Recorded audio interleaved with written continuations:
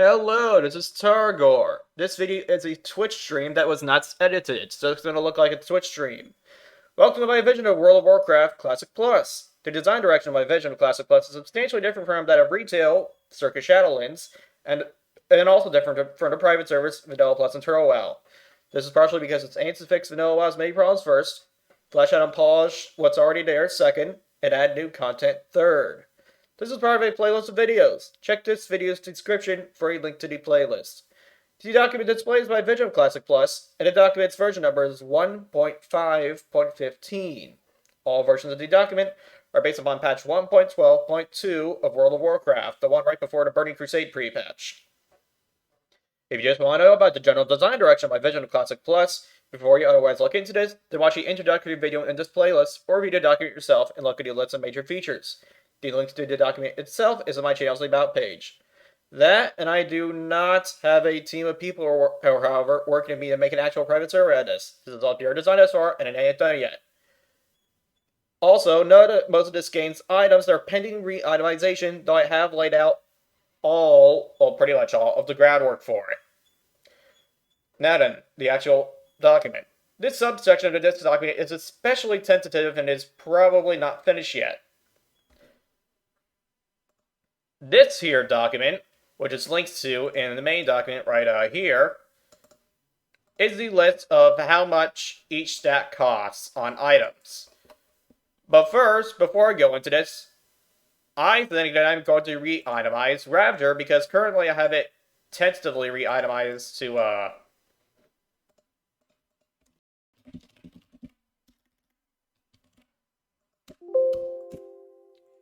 yeah, right now I just have Ravager re-itemized to, have its proc hit 6 enemies per tick and hit deal 150 to 250 physical damage per hit of 0.5% proc chance. I did not properly itemize this one, I just did this one. But, like I said, it's tentative. Now I'm going to do it for real. This is part of getting rid of the melee cleave metagame. So, Ravager is an item level 42x.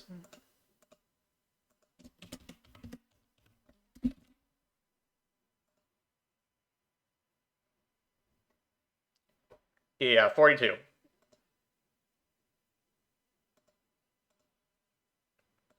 Yeah, so Ravager is an item level 42x, so item level 42. Because it is a two-handed weapon and it is blue, it gets item level divided by 2.1 itemization points. So 42 divided by 2.1. You get 20 total itemization points. I'll go to the total part. It doesn't matter because I'm not splitting its stats. Anyway, because I'm not splitting its stats, there's not going to be a stat split bonus to the itemization points, so I'm going to leave it at 20 instead of multiplying it by something like 1.3 or 1.6 or 1.9. It's only that is going to be to 1 proc. Now then, 20 itemization points is equivalent to 40 attack power. Now I'm not actually giving it that. This is to help me calculate what the proc will do. 40 attack power gives me 40 divided by 14. Gives me this much damage per second. It's 3.6 speed, right? 3.5. I'm going to make it 3.7 speed. I'll do the weapon damage after the proc. Yeah, so that much damage per second. How much damage per 3.7 seconds?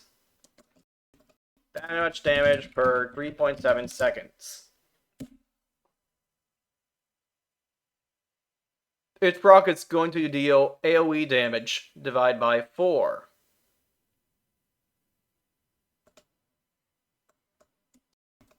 That much AoE damage per 3.7 seconds.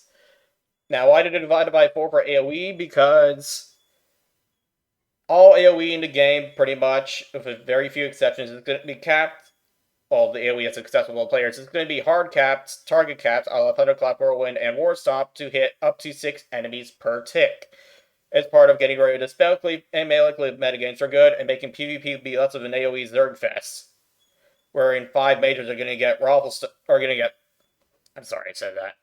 Are going to get completely fucking murdered by 40 hordes, for example. I'm sorry. It's not the mid-2000s anymore. But yeah, that much AoE damage for 2.7 seconds. Because such an AoE attack is going to hit with the 6 targets per tick, I'm assuming that's going to hit. The general assumption for AoE is that's always going to hit, on average, 2/3 of its maximum number of potential targets. Sometimes you use it when you only hits 1 guy, sometimes you only use it when it hits 6 guys, sometimes you use it when it hits 3 guys, sometimes you use it when it hits 5 guys, etc. So yes, I'm assuming that's going to hit 4 targets in this case, so I'm going to divide it by that number, 4. If it was target capped at 3 targets, then I divide by 4 divided by 3 times 2. I divide by 2.6 repeating instead. Anyway, this much AoE damage per 3.7 seconds. Now, what do I want the proc chance to be? How about 3%? So that's times 100 divided by 3. This much damage per proc, 3% chance.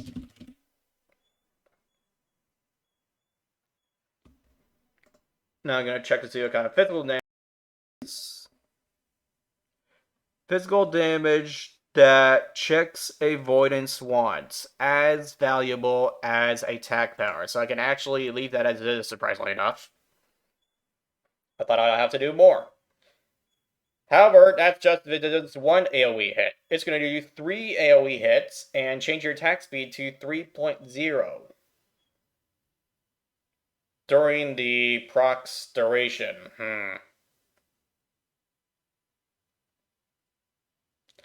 Now, what do I do here? This is a particularly complicated thing that I haven't worked with before. Just kind of working with the numbers.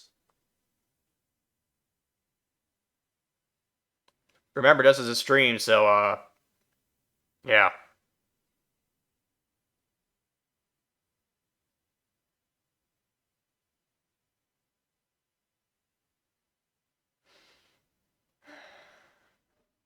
Okay, I'm thinking of something. 3 divided by 3.7. Times this. During the proc, your attack speed gets changed to 3.0. That much damage per tick of the proc, 3 AoE hits per proc. 71.5 damage can be converted into a damage range of 1.1. I'll just give it a 1.1. Nah, 1.2. I'll give it a 1.2 damage range. So, 71.5. Proc changes attack speed to 3.0 for its 9-second duration. 7.5 damage per hit after rounding. So yeah, 1.2 damage range. Excuse me, 1.4. First I divide it by 1.2. I get this, which I round up to 60.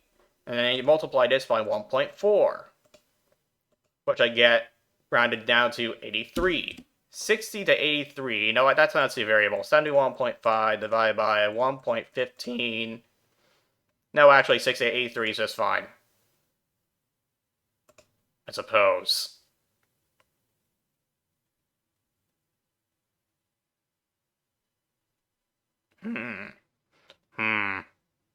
Yeah, 60 to 83 damage.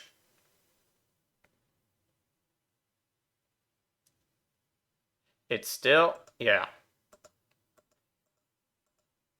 You know, instead of it spamming Whirlwind, but no. It has to spam Whirlwind because that's what Herod does. I was thinking, hey, maybe I could just make it do a single Whirlwind hit, and it could just do 88 average damage per hit, but no. It has to spam Whirlwind, and it has to tick in ticks of 3, because that's how Herod does it, if I recall correctly. So, 6 to 83 damage per hit. That's how hard Raptor's gonna hit. Now, Raptor's weapon damage, base weapon damage, that is 37.3 damage per second. No. Wait, hold on. Oh, that's right, I forgot. I don't want the spell cleave and melee cleave metagames to be too, crazy. I don't want the melee cleave metagame to exist, so I'm gonna leave it at 83 damage, I guess. But you know what? I'm gonna see what it's like if I nerf the damage. Two-handed axes. What? How hard exactly is a green axe hit? I forgot. A green axe of item level 42. That would be 31.2. 31.2 if green. I do have the option to sacrifice base weapon damage to gain more itemization points. And I think I'm going to do that. So, 31.2 damage per second. 37.3 minus 31.2. 6.1 damage per second.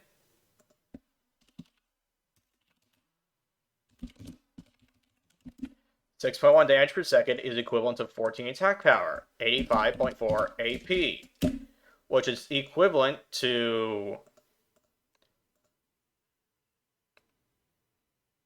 170.8 itemization points. Wow, wait, that doesn't seem right. 61, no, 6.1. Oh. No, divide by 2, not multiply. 42.7. I could tell something is wrong, but I just wasn't sure what. So yeah, 42.7 itemization points. So how hard exactly does this hit? Take this number, divide it by 20, multiply it by 42.7 plus 20 equals 62.7. Proc now deals 224 average damage, but weapon damage is reduced to that of a green item.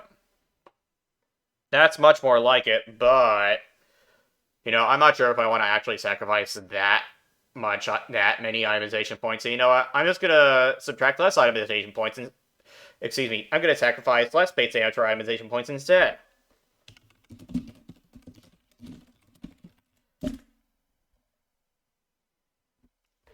I'm going to subtract a more arbitrary number, just 3. 37 minus 3, okay. Sacrifice 3, itemization, 3 DPS worth of itemization points instead. So, 3 itemization points, 3 times 14, 42 attack power, 21 itemization points.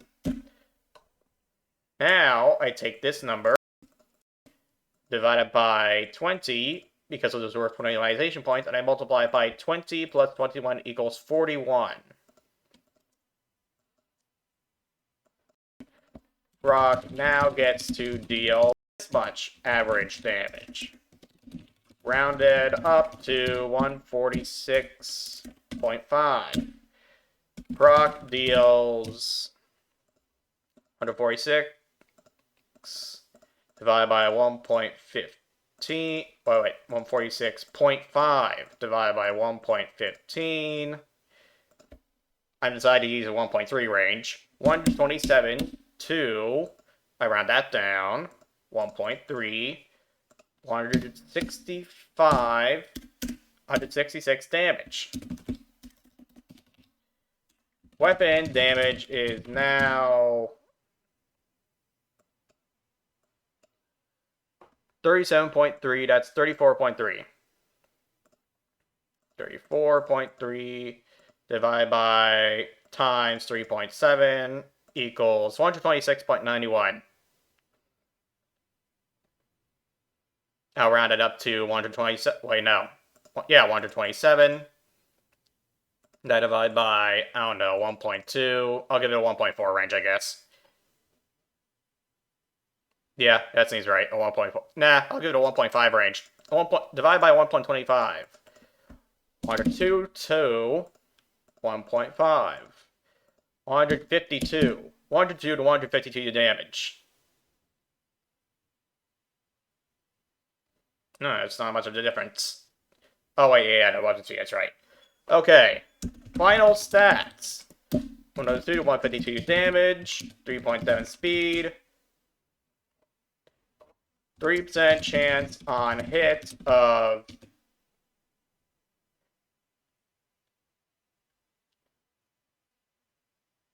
proccing, Ravager, of triggering. How do I even describe this? 3% chance on hit.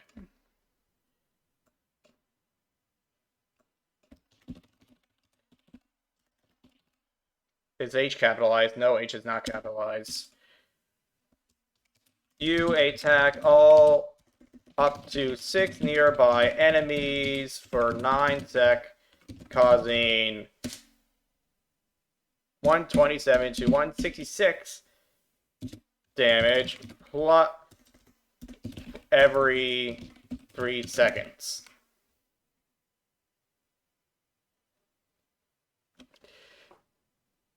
Yeah, and those are all the changed stats for Ravager. I'm going to put that in a thumbnail in the video description. Excuse me, in the thumbnail for the video. Alright, now then. So, the actual itemization formulae.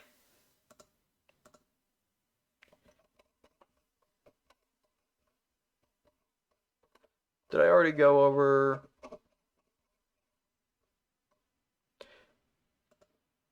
Okay, so now to actually go over the reverse engineered itemization formula document. So, this all has to do with how many sets you're allowed to put onto a single item as a game designer. And I already showed you an example of itemization, particularly complicated itemization that I had to do somewhat arbitrarily. This has nothing to do with stat weights for any given spec of any class. That's just going to be, yeah. Well, texture, as Kevin Jordan put it. I don't want to put it that way, but I couldn't think of any other way to say it. Any other way to describe it. It's not going to feel sterile.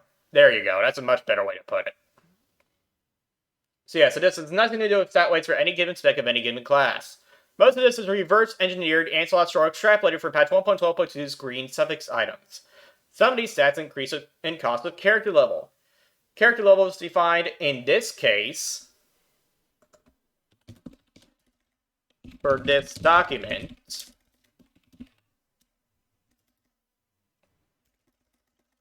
In this case, is the item's item level. If I say for this document, then you're probably going to think I also mean this document, but I don't mean this document, I just mean this one. Anyway, character level in this case is defined as the item's item level minus 5.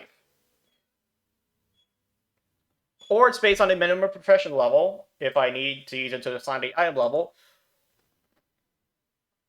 Or it's based upon the relevant quests level, if it's a buff instead of an item. Chests, armor, legs, hats, and two-handed melee weapons get item level divided by 2.1 base itemization points if they are blue items. Gloves, boots, belts, and shoulders get item level divided by 2.5 base itemization points if blue. Ranged weapons and relics get item level divided by 6.75 base itemization points if blue. Trinkets get item level divided by 3 base itemization points if blue. Design note, this one is arbitrary because I don't actually have any consistently itemized vanilla items to go off of for that one. Like, at all. Period. So I just had to make up an arbitrary number for that one. Amulets, rings, cloaks, and bracelets get item level divided by 3.71 base itemization points if blue. One-handed melee weapons get item level divided by 5. Yeah, one-handed melee weapons get item level divided by 5.25 base itemization points if blue. Not 4.2, but 5.25. I came up with a number something like 2 years ago, and I can't remember why. But I'm very sure that I will run into some sort of problem with one-handed melee weapons being too powerful if I increase it back to item level divided by 4.2. So I'm just going to leave it at item level over 5.25. I trust my conclusion. I just don't remember how I got there. Anyway, I would definitely be able to tell you why if I actually rehearsed for this video, but I didn't. Anyway, moving on. Shields and offhand throws get item level divided by 3.5 base itemization points. It would be item level divided by 3.71 itemization points instead, like it is in vanilla WoW, but I want one hand plus offhand frill / shield to have as many combined itemization point as a single two-hander has of the same item level and item quality. Whereas item quality means green, blue, epic, etc. If an item is green, then it is treated as if its item level is 6 points lower than if it was a blue item, which also affects its of its same item level, which also affects its base damage, armor, and / block value. If an item is epic, it is instead treated as if it is 6 item levels higher than if it was blue. And if legendary, instead it is 12 item levels higher than if it was blue. This part is actually a change from vanilla. Legendary items, as far as I could tell, were treated as epics, except they just had orange names and Crazy Proc or something like that. Well, not really Soul Cross, but Thunder Fury and then a T-Shed as auras. Anyway, moving on. All the below statements of how much stat each item, of how many itemization points each stat costs, relies on the assumptions of your typical creature between players and non-player characters, included, without the between part, including players and non-player characters. This is going to assume that your typical creature is the following stats: 20% melee avoidance, not including the portion of plus defense skill that reduces your chance to receive a critical strike. 10% ranged avoidance. Avoidance in this case means block, dodge, parry, and chance to be missed. That's melee avoidance. Range avoidance, however, is only chance to be missed and chance to block. Both of these assume infinite block value. Speaking of which, infinite block value.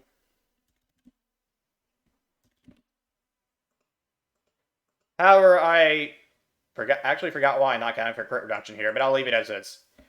It's also going to assume that the NPC is 15% melee and 15% weapon critical strike chance for melee and ranged attacks. Critical strikes from weapons deal double damage, and from other physical attacks. 15% spell crit. Spell critical strikes deal normal damage plus 50%. 15% to all resistances. Level-based resistance gets added to this to become 19% before being accounted for. 4% level-based resistance, which just gets lumped into resist all. 40% physical damage reduction from armor, which actually might have been a bad assumption to make outside of level 40 plus enemies. I'm not so sure about this yet, however. Because level 40 plus enemies have a noticeable increase in stats compared to level 39 enemies. And not just because they're one level higher, because they're a certain level higher. Like level 38 to 39 enemies isn't such a big thing, but level 39 to 40, that's generally a pretty big difference. And the biggest difference in the game, in fact, not counting raid mobs and stuff like that. It also assumes that all non-player characters will have a... It also assumes that your typical non-player character will have a 2.5 attack speed.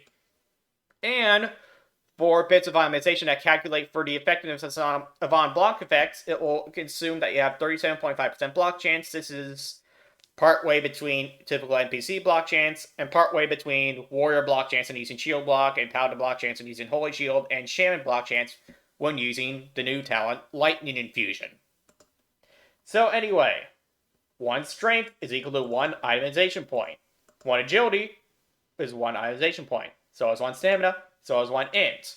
1 hit point is equal to 1/10 of an itemization point. However, gear will not have hit points as is. It will have stamina instead. 1 mana will be worth 0. 1 mana will be worth 0.06 itemization points. This also will not exist as is on gear. There instead will be ints. Do note that this one is somewhat arbitrary. I don't remember why.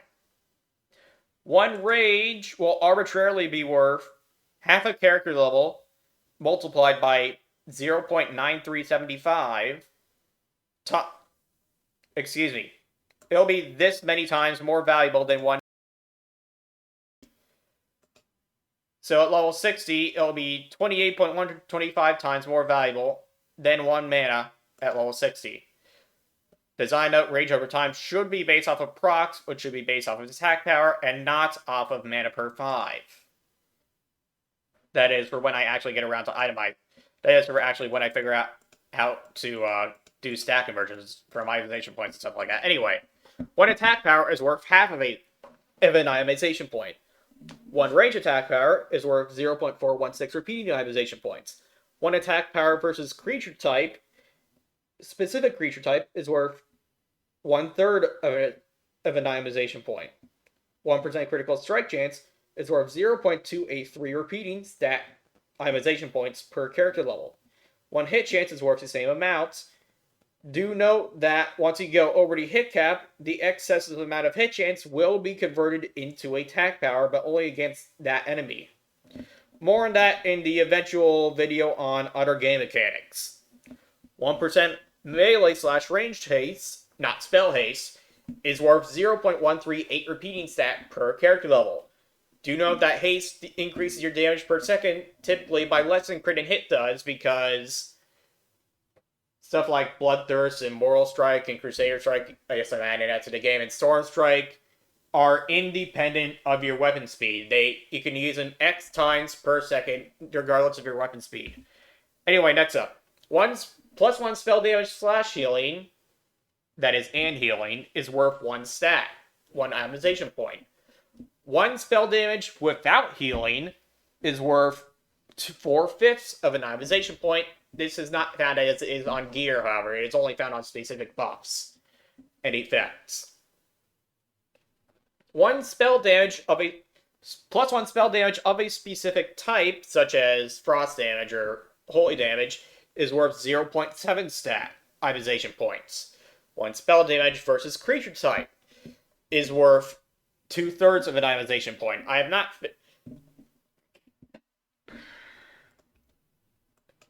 0.7 times 0.6 repeating. If I actually decide to add it to anything, 1 spell damage of a specific damage type versus a specific creature type will be worth 0.46 repeating itemization points. +1 healing will be worth 0.45 stats. 1% spell crit will be worth 0.283 repeating stat per character level. Design note: this one does account for talents, and it seems that all players who care about it will have an average spell critical multiplier of 200%. If I recall correctly, at least. Now, I mean, thinking back, I'm not quite sure if I thought that when I was... No, I remember now. All these stats have to be based on share. That's right, so this one actually doesn't matter. Spell crit has to be as valuable as crit because this stat's value is related to this stat's value, and this one's value, and this one's value, and this one's value, and this one's value, and to a lesser, and this one's value, and this one's value, and this one's value, and this one's value, and this one's value, and not necessarily range or melee weapon skills, or professional stealth skill, or self-detection skill. And it's also related to the values of all crowd controls. Anyway, moving on. Yeah, so I guess this one's kind of arbitrary. 1 spell hit is worth 0.28 repeating. 0.2083 repeating stat per character level. Design note: this becomes spell damage if you go over the hit cap, just like regular hit chance becomes attack power if you go over the hit cap. But again, only versus the enemy that you're hitting. 1 spell haste is worth 0.283 repeating itemization points per character level. Unlike melee/range haste, spell haste is more expensive because spell casting speed is not in... Because how many spells you can cast, it just works differently. For reasons that I already mentioned when I was going over regular melee plus range haste. Anyway, 1 mana per 5 is worth 2.536231884057971 stat. Now you're probably thinking, how did I come up with that crazy number? Well, here's how. In order to get the value of HP 5, I calculated this. First I took 1 itemization point, then I converted it to attack power, then I converted that much attack power to damage per second, then I converted that value to damage for 5 seconds, Then I converted that value to healing per 5 seconds. Then I converted that value to healing that cannot crit per 5 seconds, which is equal to how many health per 5 one itemization point will give you. So this is somewhat arbitrary because it is not accounting for life storage, but then again, life storage is only there in the first place because health per 5 was not good enough in the first place. Moving on. I forgot to zoom in on this. Let's scroll through it slowly in case you didn't read it. This is what I wrote as Reitemizing Ravager. And these are the final stats for Ravager. The ones that are changed anyway. Anyway, moving on. One health per 5 is exactly as valuable as 1 man per 5. Oh, I already checked, that's right. If I recall correctly, this is not more expensive than NP5 in order to make sure that extra people find health per 5 to be useful at all. One individual resistance penetration equals 1 stats. By individual resistance penetration, I mean stuff like fire resistance penetration, frost resistance penetration. Those are two different individual resistance penetrations. One resists all penetration, however, is worth 1.538461538461538461 itemization points per resistance all penetration. I'm going to see if I can remember how I got that number. 1 times 1.3 divided by 2, 1 over x. Yeah, that's how I got it. Why did I multiply 1.3? Because 1.3 is the stat splitting bonus that you get when you have two different stats. If I actually rehearsed this video, I could tell you why I could just do math the way I did it to actually get this number, but as far as I can tell, it's pretty balanced the way that is. Anyway, 1 point to 1 resistance equals 1 stat.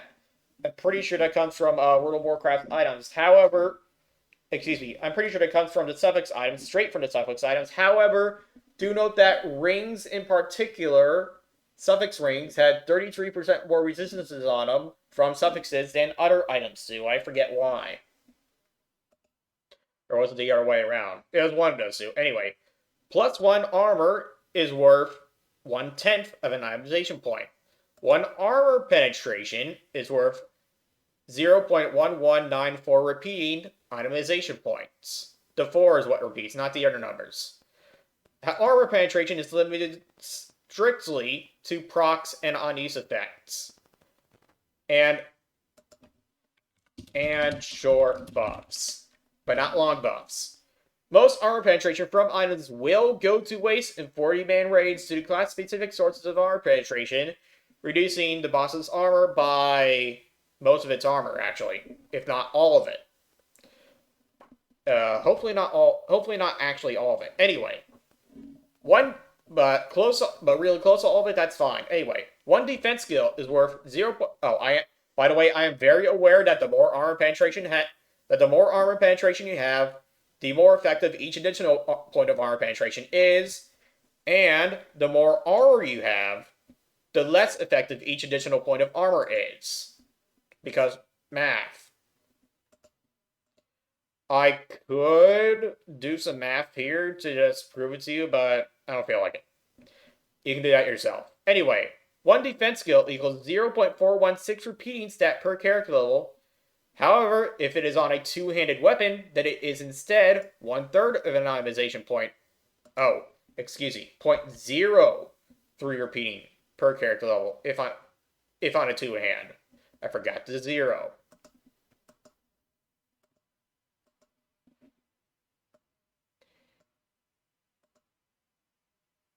Where is it?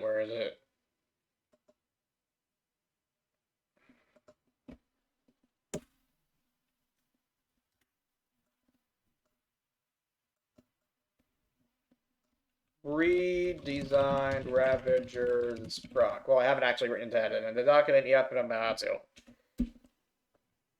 Corrected the erroneously high earnestly high. Itemization value of plus defense skill when it's on two-hand weapons. Or when it's on two-handed weapons. Now then, Ravager.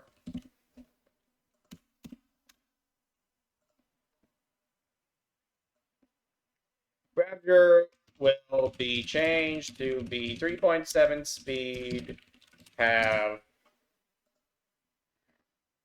102 to 152 weapon damage. Weapon damage. And its proc will have a 3% proc chance and deal 127 to 166 damage per hit. And as with nearly all damaging AoE accessible to players, it'll be target capped such that it can only hit up to 6 targets per tick.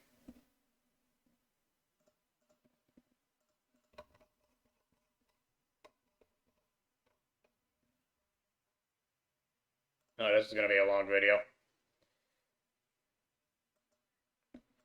Okay. So yeah, one block chance is worth 0.05 repeating stat per character level. 1% dodge or crit reduction, I already explained a crit reduction is a component of the defense skill, is worth 0.208 repeating stat per character level. 1% parry chance, do note that it gives you parry haste after you parry, 40%. Unless I changed it to 40%, I forgot. Let me check. Parry haste. How about just parry?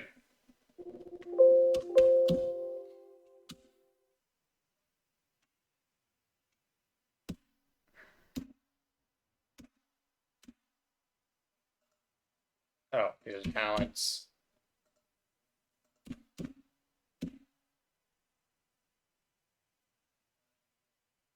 The haste 2 damage parry. Oh, that's what talent.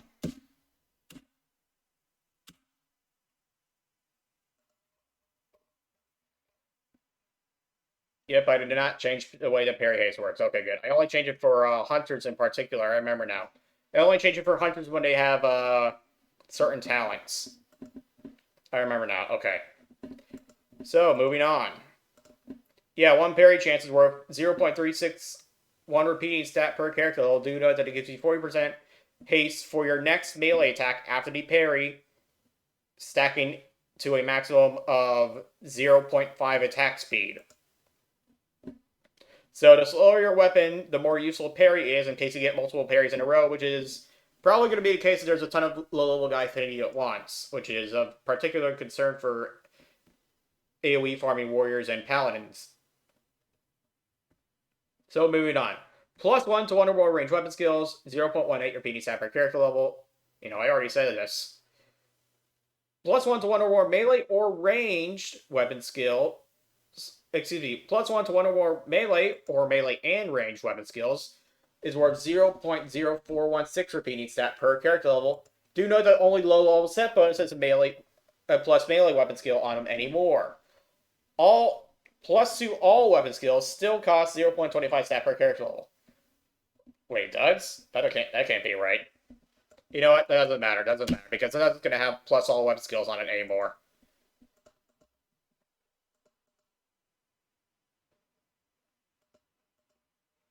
Speaking of which,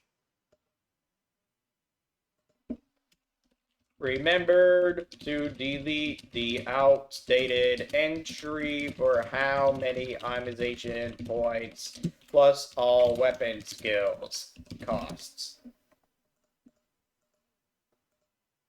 Yeah, I was supposed to get rid of that one a long time ago, and I deleted a whole bunch of stuff for that change, but I forgot to delete that particular bit of parentheses. Anyway, +1 to a profession skill equals 0.0 equals 0.03 repeating stat per character level.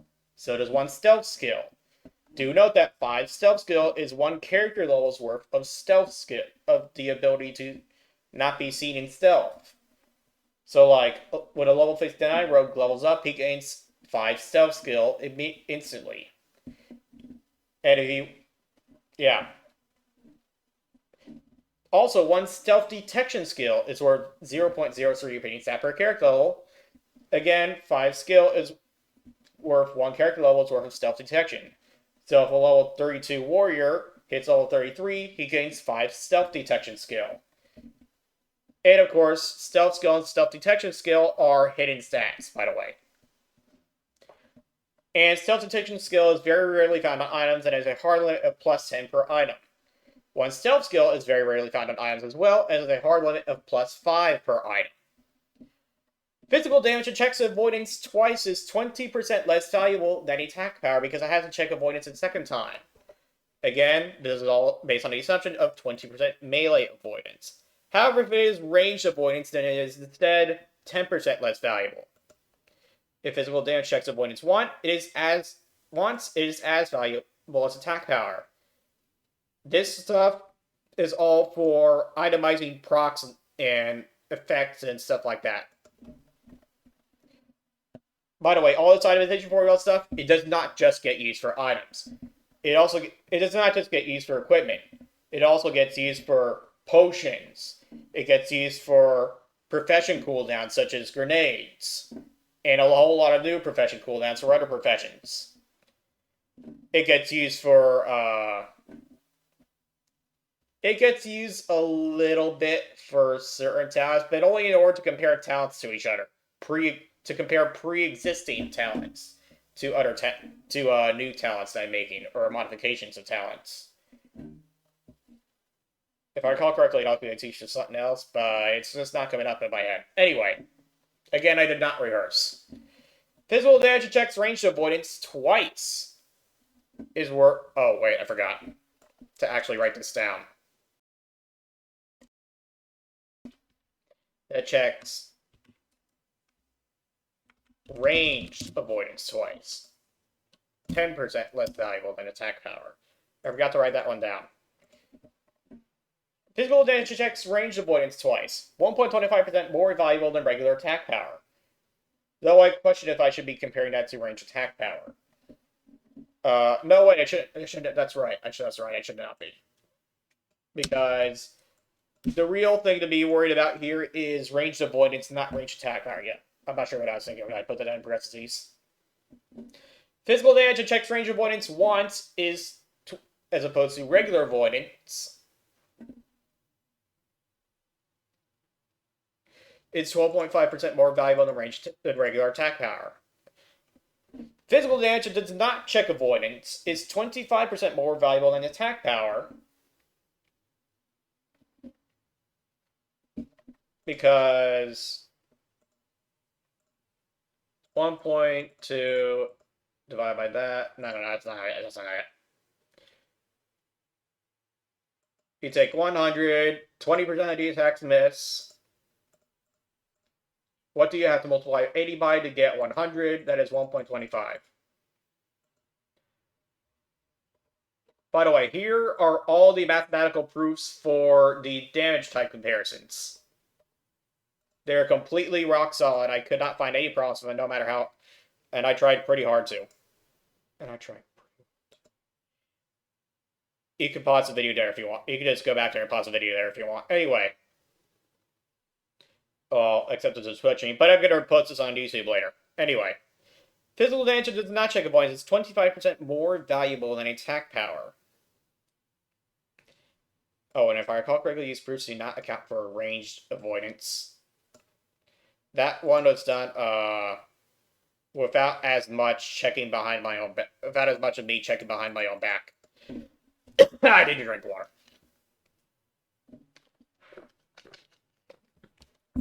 How long is this recording gone? 44 minutes. So yeah, physical damage does not check avoidance is 25% more valuable than attack power. Elemental weapon damage, such as the 1 to 5 frost damage or so that Ice Blade Hacker deals, and a bit of nature damage that Venom Strike from the bow from Lord Serpentis steals, that kind of non-physical weapon damage is 43.34375% more valuable than attack power if it checks avoidance. Otherwise, it is 68.75% more valuable than attack power. This does not consider if it only checks ranged avoidance. However, that should be easy enough for me to figure out, given the numbers I have. Holy damage is 70% more valuable than attack power if it checks avoidance because there is no holy resistance. Or if avoidance is not checked, it is instead twice as valuable. Healing that is not from lifesteal is 66.6 repeating, 2/3 more valuable than attack power if it checks avoidance. Unlike non-physical weapon damage, healing can be blocked. Healing that is not from lifesteal is 108.3 repeating percent more valuable than attack power if avoidance is not checked. Mana burn damage is 57.578125% more valuable than attack power if it checks avoidance. 85.65% more valuable than attack power if avoidance is not checked. This one is based upon the value of mana. And let me check to see if the glossary says it.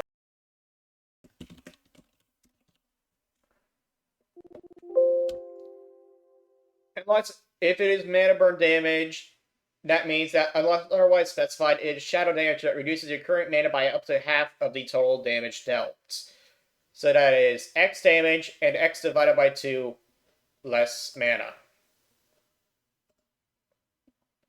Lifesteal damage is twice as valuable as the damage type that it is derived from.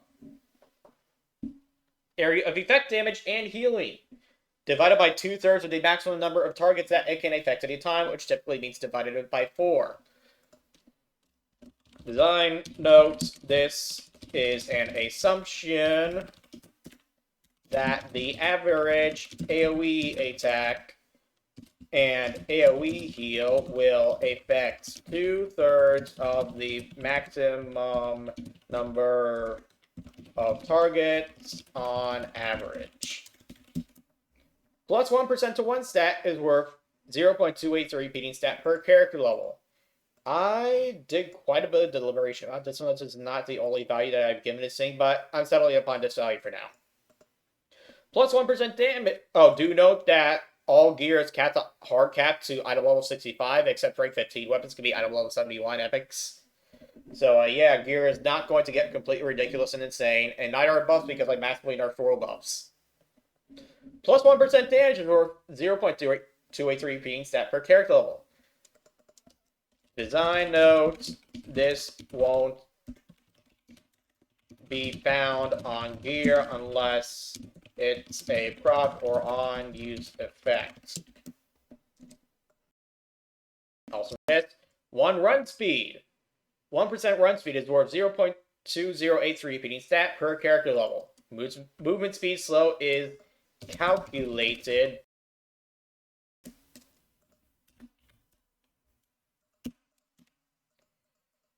and again, this will not be found on gear unless it is a proc or on use effect. Not even the run speed on boots enchant. That one's removed from the game. I actually completely revamped every single enchanter enchant in the entire game. Well, almost all of them anyway. The majority of them. 1% swim speed is going to have a low arbitrary cost, as will 1% lung capacity. 1 thorn damage will be worth 0.24347826086955652 stat. It is not allowed to be holy damage unless it is from a paladin spell or a PC spell, thus it would be too powerful for paladins. By paladin, I of course mean paladin spell, such as Holy Shield. 1 physical damage on block equals 1.1413043478268087 stat. 1 elemental damage on block equals 1.9259951086956522 stat. 1 mana burn damage on block equals 2.11854619562 714 itemization points. 1 holy damage on block is not allowed outside of paladin and NPC spells, otherwise be very overpowered for prot paladins, because Righteous Fury. 1 healing on block is not allowed outside of NPC spells. It would be very overpowered to heal when you block, because that basically means increasing your block value. And that I removed from the game because it's really overpowered. And healing on block would be even more overpowered, perhaps. Special passive non-proc is a very complicated thing, as you saw when I was doing Ravager's. Well, oh wait, it is a proc. Yeah, it's a pretty complicated thing, kind of like Ravager's proc is pretty complicated. Feral attack power is basically roofing the game outside that one item that's gonna have it, that one legendary item. There's also only one item that has bonus block A. It has 5 of it, and is a legendary item. But I got these two in a different video. Those two items, the one item that has this and one item that has this. Stat penalties are mostly removed from the game in order to keep min-maxing on a leash. I don't want people to, for example, I do not want people to sacrifice 100 stamina to get 100 more strength so that they can hit harder and raise, because offense is king, and offense will break the game if I allow it to break the game. 1 second of mind control that is not channeled per minute is worth 0.694 repeating stat per character level. Design note: to value this in relation to most crowd controls is arbitrary. 1 second of stun or channeled mind control per 1 minute, or 1 stun to spell per 5 minutes is worth 0.52083 repeating stat per character level. 0.694 repeating times 60 equals 40. So 1 second of non-channeled mind control per minute is worth 41.6 repeating itemization points at level 60. 1 second of stun is instead worth, I'm pretty sure it's 31.25. Hold on.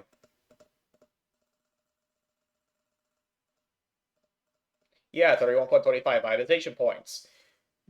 Do note that the panic, like from General Dracostat's Conflagrate, counts as a stun, because it's basically the same thing. It just makes you run around in circles too. I mean, except it makes you run around in circles. Well, actually in random directions, but might as well be in circles. 1 second of fear per minute, or 1 fear dispel per 5 minutes is worth 0.43402 repeating stat per character level. 0.43402 repeating times 60. That is 26.0416 repeating. Now, off of the top of my head, non-channeled mind control is exactly twice as valuable as most crowd controls. Arbitrarily. Fear is arbitrarily 25% more valuable than most crowd controls, and stun and channeled mind control are arbitrarily 50% more valuable than most crowd controls.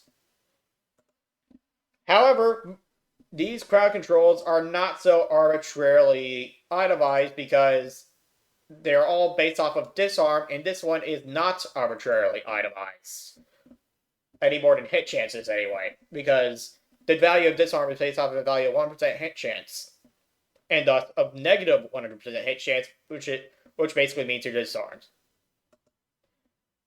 So anyway, 1 second of incapacitation, disorientation, sleep, charm, banish, disarm, silence, or unbreakable root per minute, or 1 dispel of one of those per 5 minutes is worth 0.3472 repeating stat. 0.3472 repeating times 60 equals 20.83 repeating itemization points per second of incapacitation, disorientation, sleep, charm, banish, disarm, silence, or unbreakable root per minute, or that many itemization points to get 1 dispel one of those per 5 minutes. 1 second of polymorph or breakable root per minute, or 1 dispel of item per 5 minutes is worth 0.260416 repeating itemization points per character level. This is exactly 75% as valuable as that, which means 15.625 itemization points at level 60. X% debuff resistance can be extrapolated from X seconds of debuff per minute. For example, 5% stun resistance will cost exactly 93.75 itemization points at level 60 I forgot exactly how to do the extrapolation, but I don't feel like doing it right now. However, I can use this exact result to make sure that I get the exact same number, make sure that I get the formula down next time I decide to do it. Next time I decide to use that. 1% spell failure for 1 second per minute can be extrapolated from X seconds of silence per minute.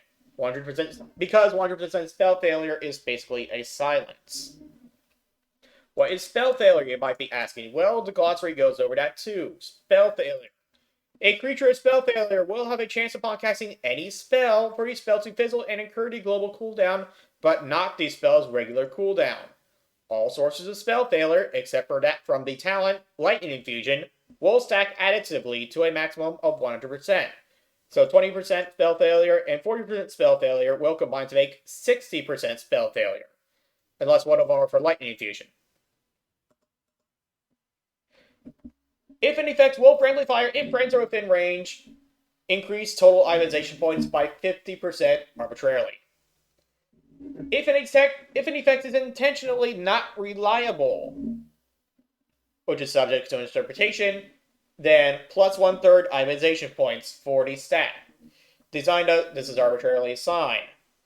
And again, unreliable is subject to my interpretation. An example of this are the Earthly Weapon enchants that give you a proc per minute effect that makes your next critical strike within 9 seconds deal a bunch of bonus damage, because those 9 seconds after the proc might elapse the fact you actually getting a critical strike.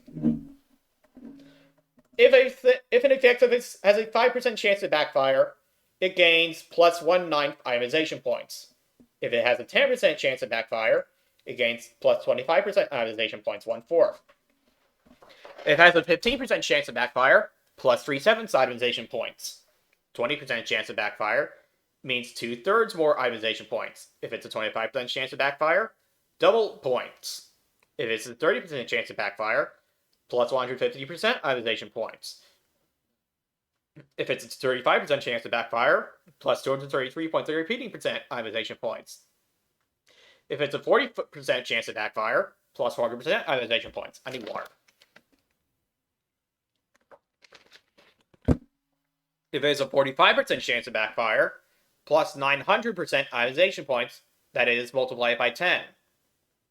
If it has a 49% chance of backfire, plus 4,000% itemization points. If it has a 50% chance of if it has a 50% or higher chance of backfire, then it will have an arbitrary amount of itemization points, because no matter how many itemization points I assign to it, it will never be a net benefit, unless, of course, you're at really low health. Speaking of which, I'm not going to actually give anything other than Magic Dust a backfire chance above 30%. Speaking of which, Magic Dust is being nerfed to have a 50% chance to backfire. I'll be going over that in the next video, if I recall correctly. If I recall correctly, it's under the proc / on.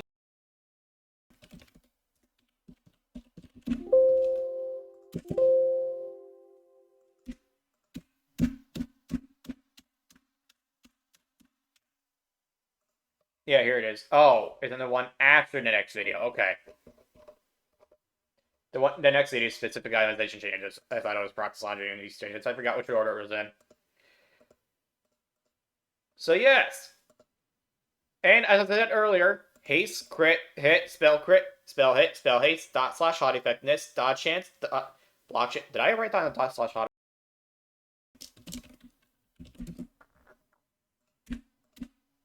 Oh yes, 1% dot / hot effectiveness equals 0.2083 beating stat per character level. What is this, you might ask? It is a new stat that just makes your dots and hots hit harder outright. It does not make them, instead of making dots or hots crit, and instead of making them tick faster, they just deal more damage or heal for more, because I thought that making them crit or tick faster would feel too much like Wrath of the Lich King. I do not want this game to feel like Wrath of the Lich King, so I just made that up instead, because it's really the only other option I have if I don't want to use either of those two things. In order to have an extra stat to work with for Arcane Mages, Affliction Warlocks, and Shadow Priests when designing their items. Otherwise, they're not really going to have enough items to work with, enough offensive stats to work with for them. And their items are going to feel very, very samey if I don't have that set in the game. Anyways, haste, crit, spell hit, spell crit, spell hit, spell haste, dot slash light effectiveness, dot chance, block chance, parry chance, defense skill, weapon skill, plus % damage, plus % run speed, and all crowd controls, including slows, are all related to each other concerning their itemization point costs. A change made to any of those must be made to all of those, except block chance and parry chance can both be changed with the only obligation to accordingly change the other one. That is, if I change block chance, I must also change parry chance. If I change parry chance, I must also change block chance. So long as the value of defense skill is not accidentally changed as a result. Here are some mathematical proofs as to why I value the different damage types as I had. The following assumes that the relevant creature's block value is sky high for the sake of simplicity. You can deal 1,250 raw physical damage that checks avoidance twice. It'll first check avoidance to become an average of 1,000. That is, on average, 80% of the attacks hit and 20% of them don't hit. Deal no damage, so an average of 1,000. Then it'll check avoidance again to become an average of 800. Then it'll go through armor, which again, 40% physical damage reduction from armor is the assumption for all creatures for itemization. Outside of very specific circumstances, perhaps. Then it goes through then that 800 goes through armor to become 480. You can deal 1,000 raw physical damage to check avoidance once. The first check avoidance to become an average of 800, and then you go through armor to become 480. You can deal 987.65432098765543 raw physical damage to check range avoidance twice. Oh, I did account for range avoidance, I forgot. It'll first check avoidance, only miss and block, to become an average of 888.8 repeating, and then it'll check it again to become an average of 800, and then it'll go through armor to become 480. You can deal 888.8 repeating raw physical damage to check range avoidance once. It'll first check avoidance, again only miss and block, to become an average of 800, then it'll go through armor to become 480. You can deal 800 raw physical damage. That does not check avoidance. It'll go through armor to become 480. Just like all the other ones, become 480. You can deal 697.1677559912854 elemental weapon damage. That is, fire, frost, arcane, shadow, or nature, but not holy. Not holy.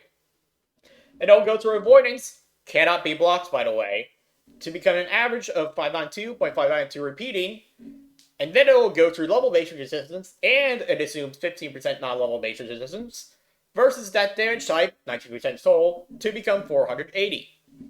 You can deal 592.590 repeating elemental damage, and then it'll go through level-based resistance, and it assumes 15% non-level-based resistance of that damage versus that damage type, 19% total, to become 480.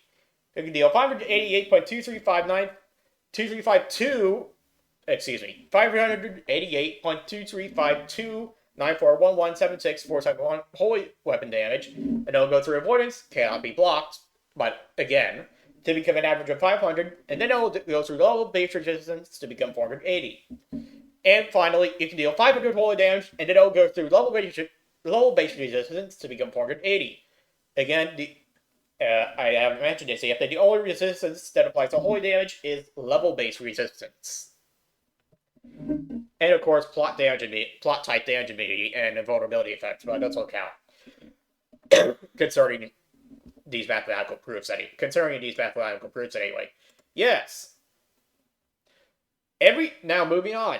Every item space, weapon damage, armor, and block value, barring penalties to them, are always excluded from itemization point calculations that concern other stats and do not themselves cost itemization points that other stats can make use of. So an item space weapon damage, free stat. An item space armor, free stat. A shield space block value, free stat.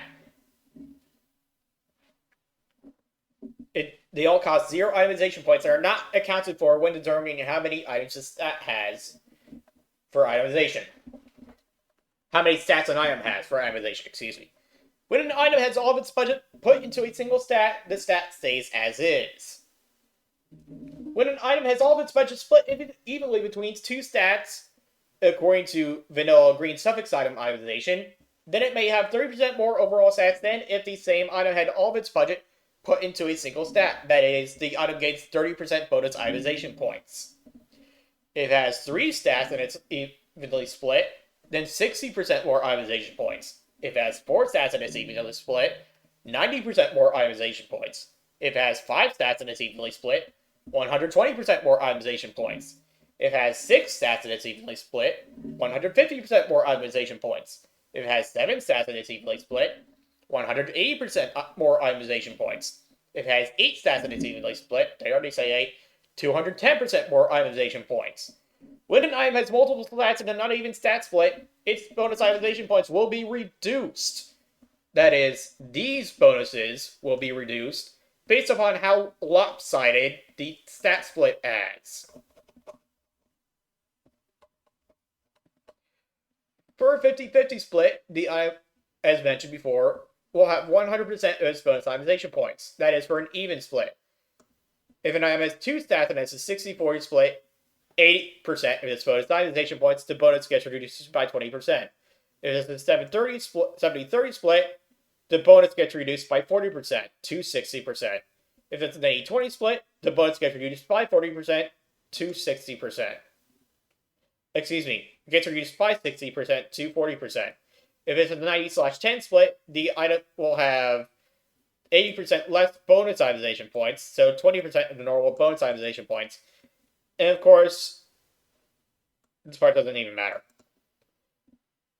However, items with 3 stats are more complicated. I'm not going to go over this whole freaking document for this video. However, I will go over this here. An example of the damage calculation for Dark Iron Bomb. This is exactly what I did to calculate how much damage Dark Iron Bomb is going to deal.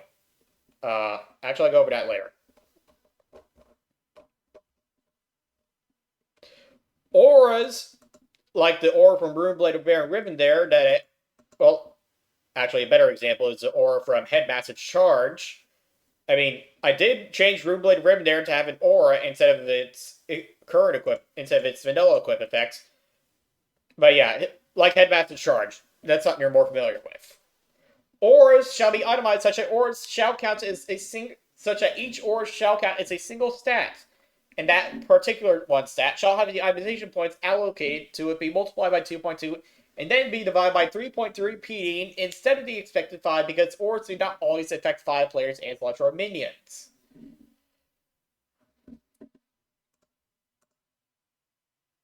Five times 0.6 repeating equals 3.3 repeating. Hence this 3.3 repeating. And why 5 here? Because you might be thinking, hey, that's technically 5 stats because you're multiplying it by 2. You're treating it as 5 stats because you're multiplying it by 2.2. But anyways, auras are not always going to affect more than one player. In fact, it's not that often that they're going to affect more than one player. Rather, quite often they're only going to affect one player. So anyway, next up. Well, one creature even, because Hunter Pets exist and Warlock Demons. Anyway, when an item has multiple resistances on it, then concerning how many stats the item is allowed to have and how many bonus itemization points the item gets, all the resistances shall be treated as one stat, and then one of the resistances shall have its value set to the number of itemization points allocated to resistance multiplied by 1 plus 0.3 times the number of resistances. All that divided by number of resistances. And then the other resistances on an item shall be set to that value, and the value that one of the resistances would have if it was the only resistance on that item. Did I just say and then, or and the value? And the value that one of the resistances would have if it was the only resistance on that item, as well as the non-resistance stats, will be used to determine whether the item is classified as hyper-defensive, defensive, general purpose, offensive, or hyper-offensive. Any other resistances on the item will not be part of that determination. If an item has spell damage of specific damage type, not versus, but of specific damage type for multiple specific damage types, and no single class uses more than one of the damage types, then all but one of these spell damage for specific damage type values will be free of itemization cost. And thus not count towards things such as stats splitting considerations. An example of this is Robo Winter's Nights. There is no class in the game that deals both frost and shadow damage.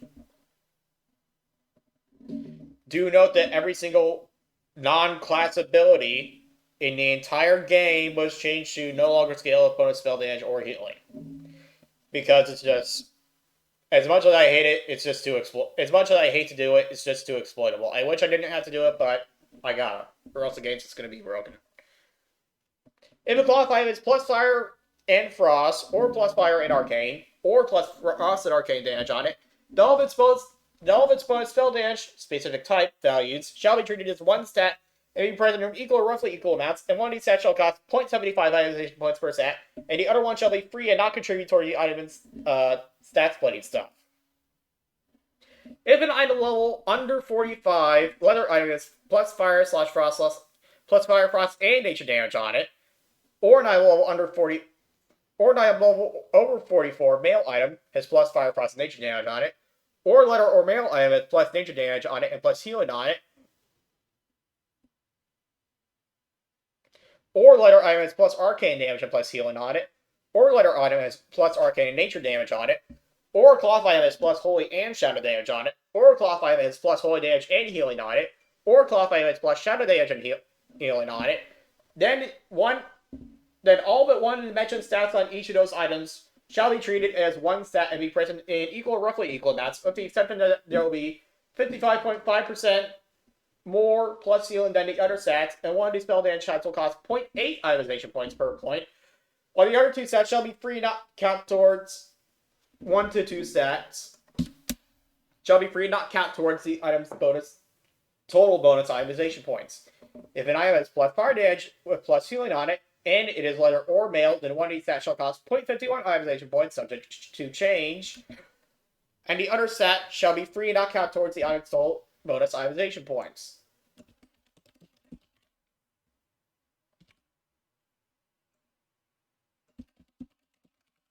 This is based on the value of the spell. This is based on the value of how much shamans value bonus fire damage. And this is based upon how much shamans value bonus frost damage. And this is based upon how much shamans value fire and frost damage.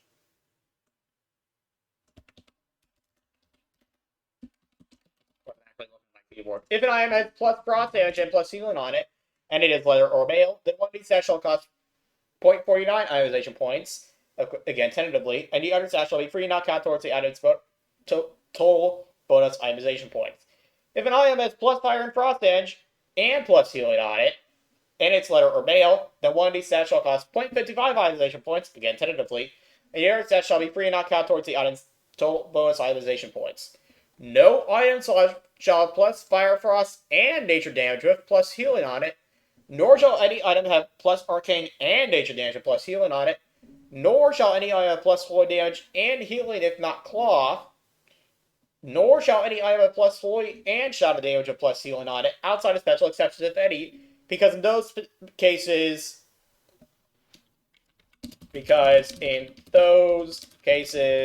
I might as well give the items plus SPD/healing instead, since it have the exact same effect. If a cloth item has plus fire / frost / arcane damage on it, or plus fire / shadow damage on it, then all its bonus spell damage, specific type, values shall be treated as one stat and be present in equal or roughly equal amounts, and one of these stats shall cost 1 itemization point per stat, like bonus spell damage / healing, and the other one shall be free and not contribute towards the item's total bonus itemization points. Should an item have both spell damage, specific damage type, and /or plus healing, and as well as spell damage / healing, then all these stats shall then all of those stats shall, concerning how many bonus itemization points the item gets, counts as one stat. A single stat. Set items shall be itemized as such. Each set bonus, whether the player has met the set bonus, met its requirements or not, shall count as a single stat concerning how much of each set's item concerning how much of each set itemization budget is taken up by set bonus, and if necessary, which it probably won't be necessary, all set items will have an equal itemization split.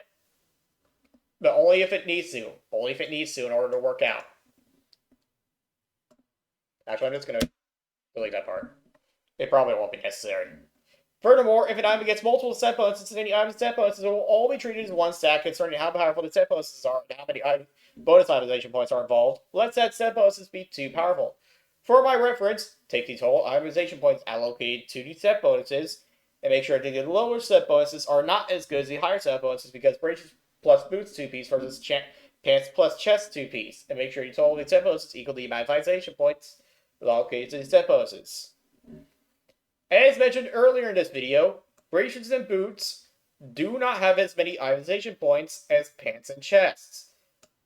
So, braces slash boots cost less itemization points than pants and chests. If you just want to get a 2-piece set bonus from a set that has braces, boots, pants, and chests, and has a 2-piece bonus and a 4-piece bonus both, and you just want the 2-piece bonus again, then it'll be better to equip the braces and boots than it will be to equip the pants and chests. So for that reason, well, that's if all the set bonuses are as valuable as all the other set bonuses anyway. So for that reason, I'm going to make sure that the lower set bonuses are not as good as the higher set bonuses. Lower meaning requires less items, higher meaning requires more pieces of a set. And lower meaning requires less pieces of the set. Anyway, weapons may sacrifice base damage, but not base weapons slash armor slash shields may sacrifice base damage, but not base armor or black value. How did I forget to type that? To gain bonus itemization points equal to the amount of attack power that it would cost to bring its damage back up to what it was before.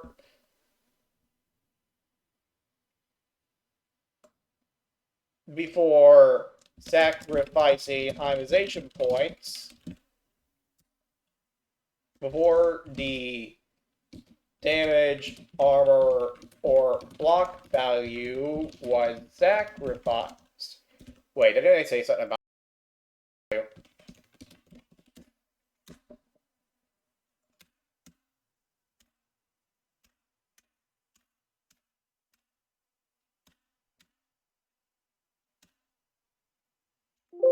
No, that must have been a change from a previous version that I undid. Okay. Forget I said that. Yeah. So anyways, before the damage, block value, or armor was sacrificed, so long as all the itemization points gained from such a sacrifice are spent on offensive non-caster stats that do not benefit from items other than the item that has its itemization point sacrifice, should damage have been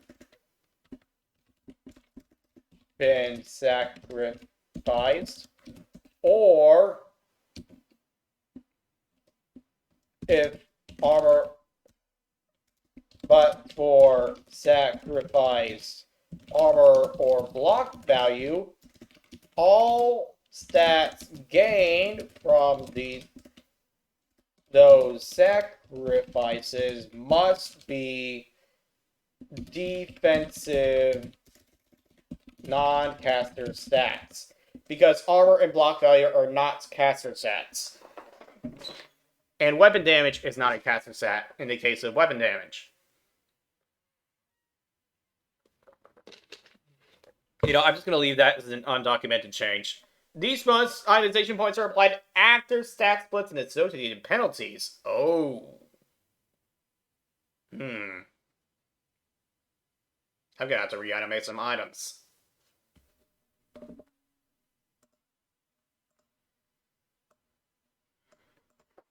Bonus itemization points from sacrificing weapon damage.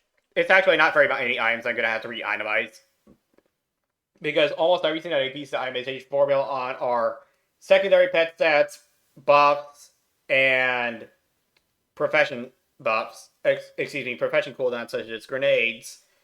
But I haven't itemized very many actual items, actual equipment. Very much actual equipment. Anyways. Sacrificing weapon damage, armor, or block value are applied after stat splits and associated penalties, and are evenly distributed across the item's stats.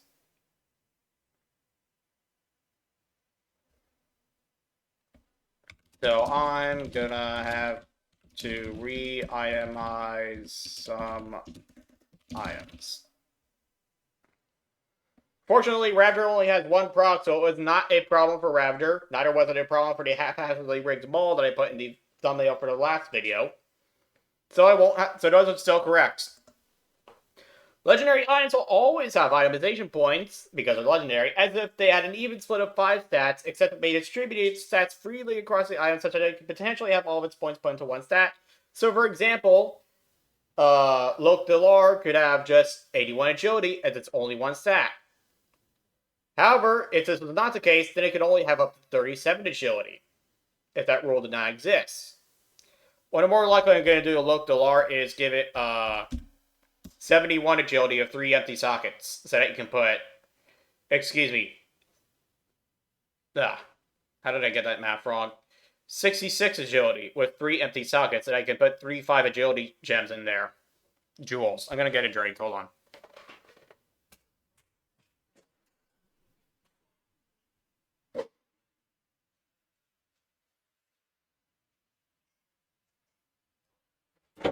It's going to be a long stream and video. The stream's going to end shortly after the video. Very shortly. Anyways, procs that check avoidance twice, such as that of Black Hand Doomsaw, will be calculated normally, but procs that only check avoidance once, such as that of Bleeding Crescent, will have their damage reduced by 20% due to an assumed 20% of avoidance, due to an assumed avoidance of 20% being bypassed.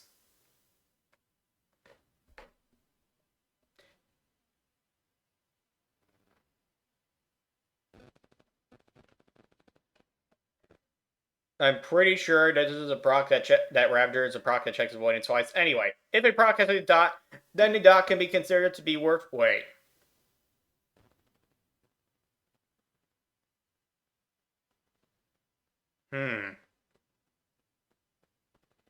Moving on. If a proc has a dot, then the dot can be. I'm wondering if damage that does not check avoidance that comes from a proc is going to be having its damage reduced by even more than 20%.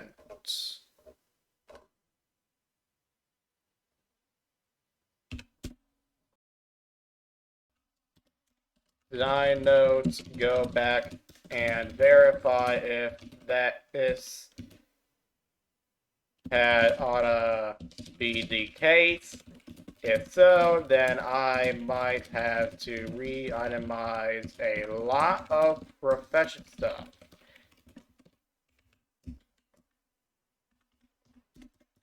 Buffs. If a proc has a dot, then the dot can be considered to be worth as much as a direct damage proc that deals the same amount of damage instantly. Seeing as how dots can unstealth rogues and cat druids, even if some of it might be wasted, especially if it does not stack of itself, and furthermore, dots can be used to make later burst damage be harder to recover from anyways.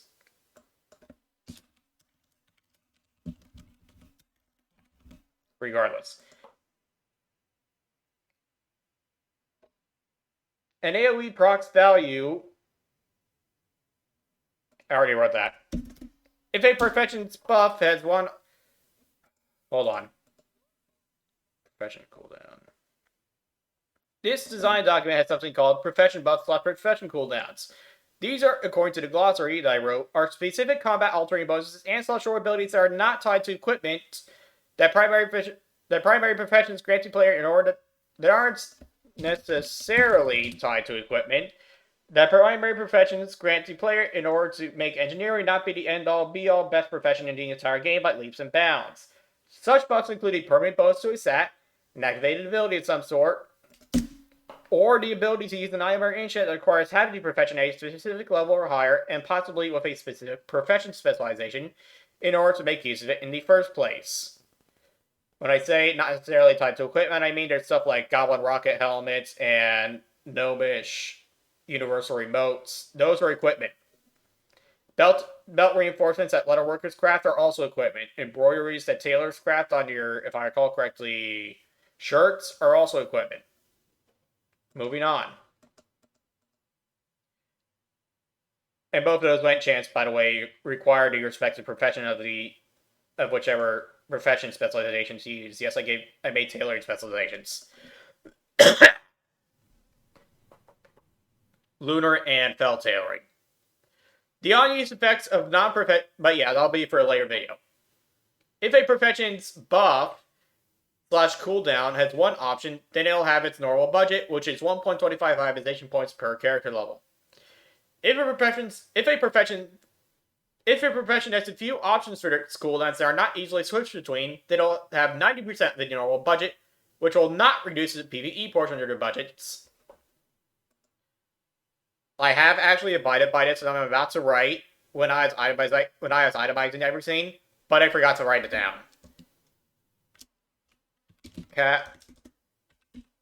Hard cap at 0.5 itemization points per character level for raid affecting attributes.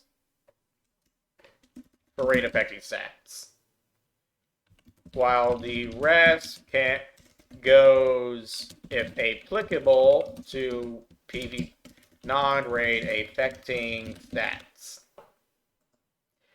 If a profession's cooldowns have a few options that are easily switched between, then it'll have 80% of its normal budget, not reducing the PvE portion of their budgets.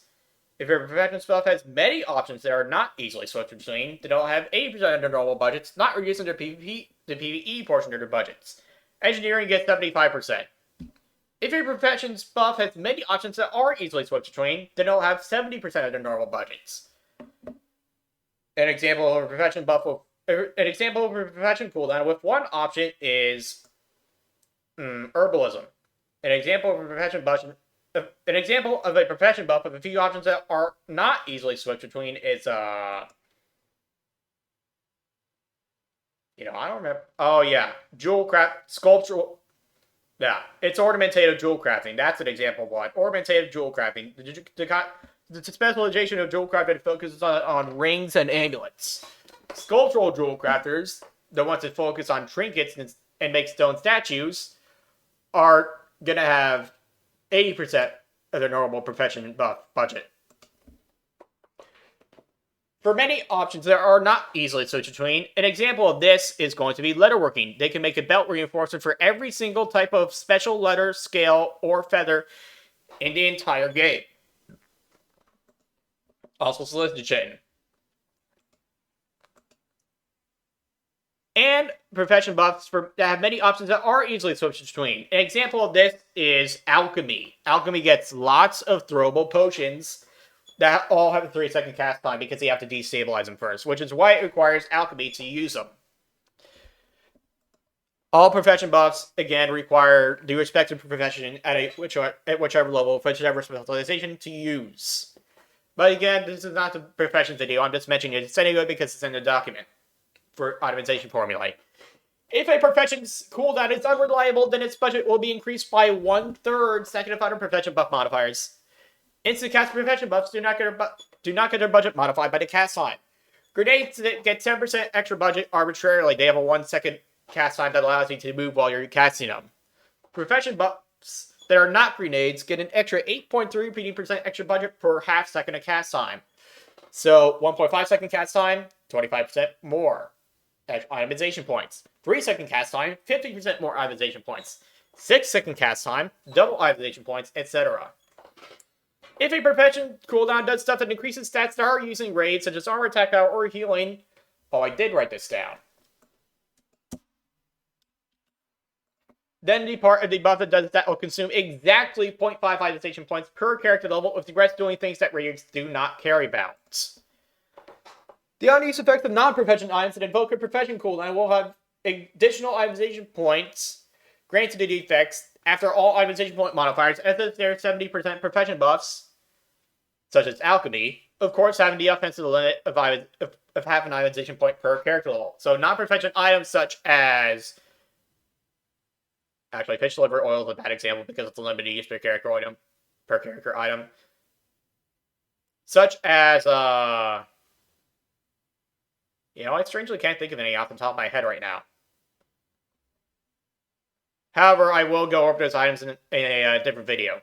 To itemize for shielding versus all damage types, such as from power word shield, calculate for itemization points, convert it to attack power, convert it to damage per second, convert it to damage per cooldown, convert it to healing that does not check avoidance, convert it to inability to critically, and then account for inability to critically strike, which gets me shielding for the duration, which will be equal to the cooldown. The shield will last for the entire cooldown. I don't know how to make the shield last for less than a cooldown. I don't know how to account for that. So itemize for shielding against a single elemental damage type, substitute healing in this formula with elemental damage that does not check avoidance. To itemize for shielding against multiple elemental damage types only, take the equation of 1 plus 0.3 times number of damage types minus 1, all that divided by number of damage types, then convert it to a percentage, then reduce the value of shielding versus a single elemental damage type by that percentage of what it will take to reduce it to shielding versus all damage types. Some mathematical shortcuts for me to use. Shielding versus 2 types is 6.65% less valuable than... It's going to be shielding for 6.65% less than versus 1 damage type. Shielding versus 3 damage types is going to be shielding for 8.86 repeating percent less than versus 1 damage type. Shielding versus 4 damage types is going to be shielding for 9.975% less than versus 1 damage type. And shielding versus 5 damage types is going to be 10.64% less valuable than shielding versus 1 damage type. Excuse me, not less valuable, but it's going to shield for 7.64% less.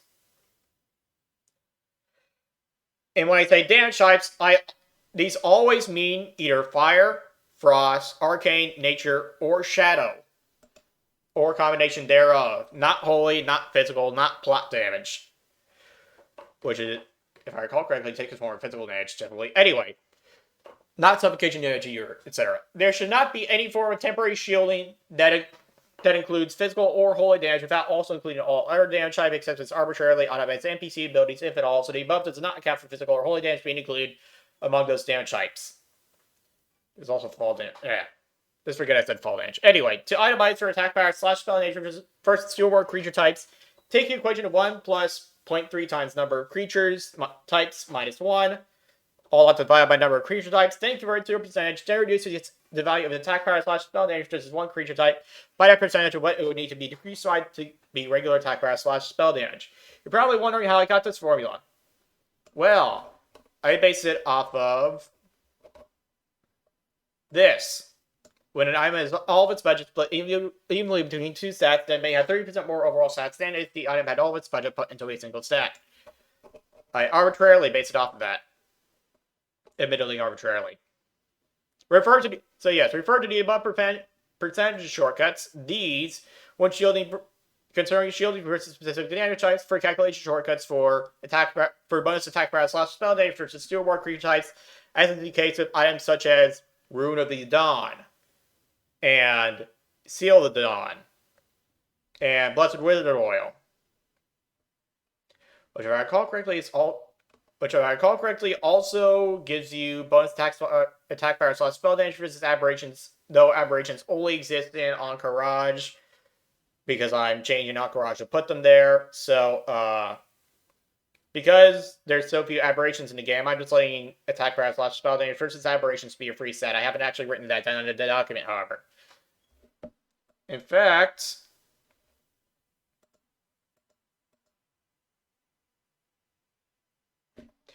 Design note, if versus aberrations is paired with versus other types, then I can ignore versus aberrations concerning stat splitting stuff.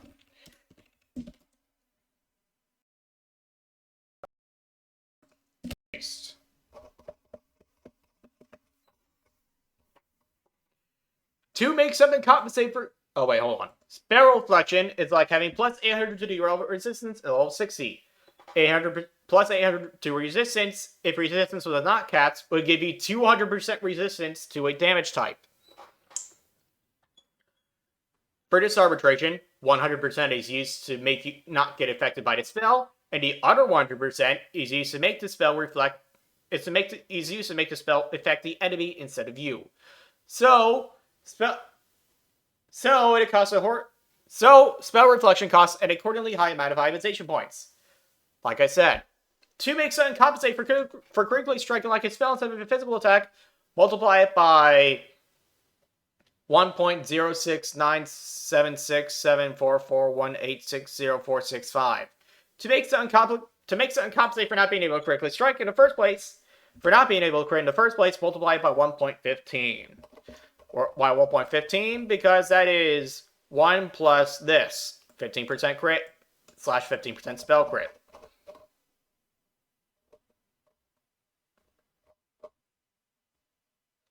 To itemize for damage dealt by summoned creatures or non-use effects, consider how much attack power will be required to deal as much damage over time. Assuming that it would constantly melee the foe of white attacks. Afterwards, makes the summoned creature simply deal that much damage over the duration across all the summoned creatures summoned by the summoning thing, and then account for elemental damage conversion if necessary.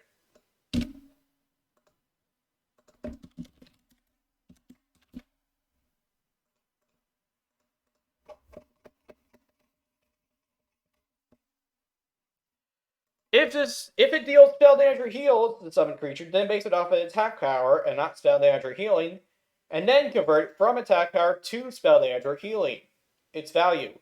Initially basing it off of plus spell damage / healing or plus healing instead of initially basing it off of attack power will result in very high numbers. If a summon deals spell damage or heals, and then it gets interrupted or silenced, then it might have to resort to physical attacks. This will deal half as much damage as if we summon with a non-caster summon. Unless the summoned creature does a taunt or generates a particularly high amount of threat for any given target, it can completely ignore the summon's defenses even to summon his healing spells. Now, I'm going to use all this stuff to do another itemization example.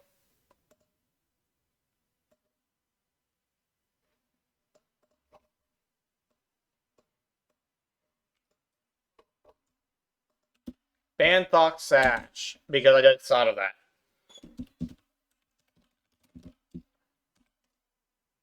It requires level 48 to equip, and it has an IO level of 53. It is a cloth belt. And it is blue, so it gets item level divided by 2.5 itemization points. So 53 divided by 2.75 equals itemization points. Whoops.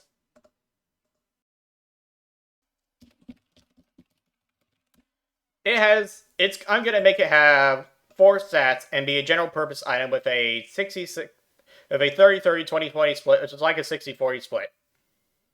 It's gonna be borderline offensive. Actually, I'm gonna make it 55-55. I'm gonna make it 55-45, which is gonna be 55 divided by 2. 27.5 / 27.5 / 22.5 / 22.5.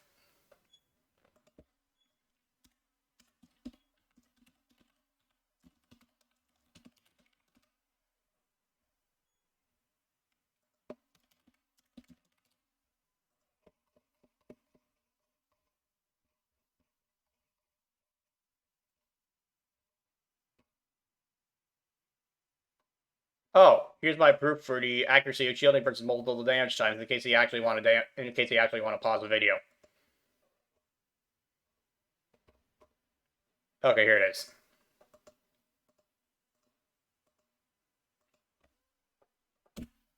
It will have 90% of its bonus itemization points. Okay, so this number times 0.9. Because multiplied by 1.9 this is 4 stats. Now multiply that by 0.9, it will have exactly as many bonus itemization points, plus this many total itemization points. Now then, stat A gets 27.5% of this, times 0.275. stat A that many itemization points.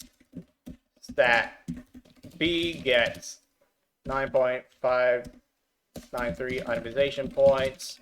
Stat C gets divided by 0.275 times 0.225, 22.5%.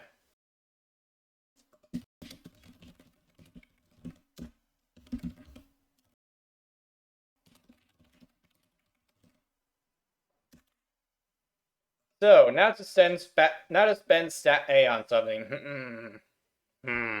A pretty random stat. What could I pick here? Oh, I'll scroll up and see what there is to pick. I suppose I'll pick spell hit. Okay, fine. I'll pick spell hit. Nah, I'll pick spell crit. Make it different. Or maybe I'll just pick spell hit. 0.2083 repeating stat per character level. In this case, character level is item level -5, so that will be 48. 1% hit costs exactly 10 itemization points. I'll just assign one hit to stat A. However, one hit is kind of over the budget.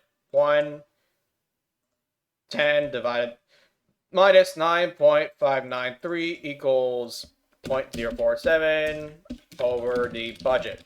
By the way, all the itemization formula stuff are not extremely strict guidelines. I can do some degree of arbitration when there's leftover itemization points on items. That C, B is another offense. You know, I'm gonna make this one be a defensive stat. How about Stam?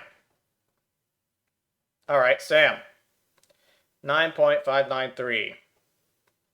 I'm just gonna make it be 9 Stam.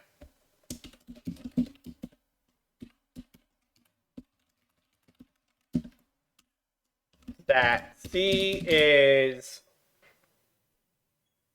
How about arcane damage? No, not arcane damage. Screw it.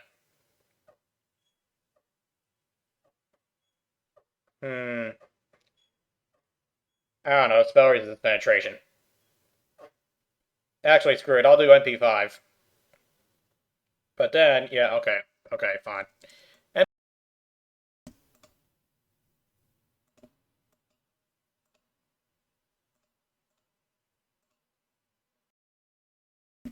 Times 3 equals that.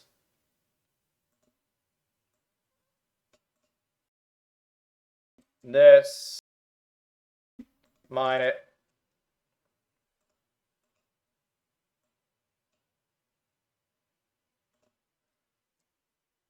this many points on under. Plus 3 NP5.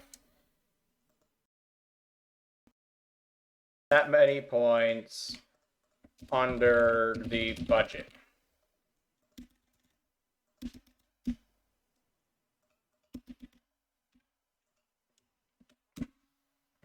That D is spell damage, I suppose. For the sake of simplicity, I'm not going to actually use int because I have to use some complicated stuff that I haven't actually.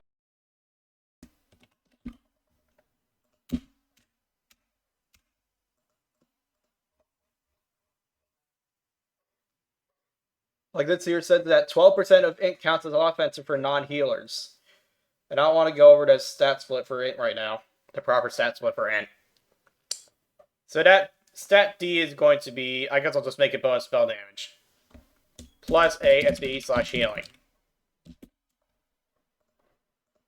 8 minus this equals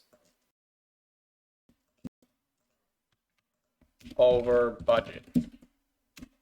So 0.407 over budget minus 0.593 under budget minus this plus this much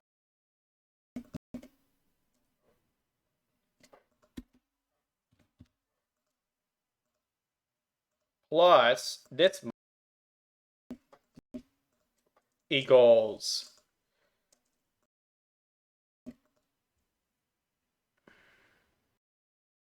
this many itemization points are unspent.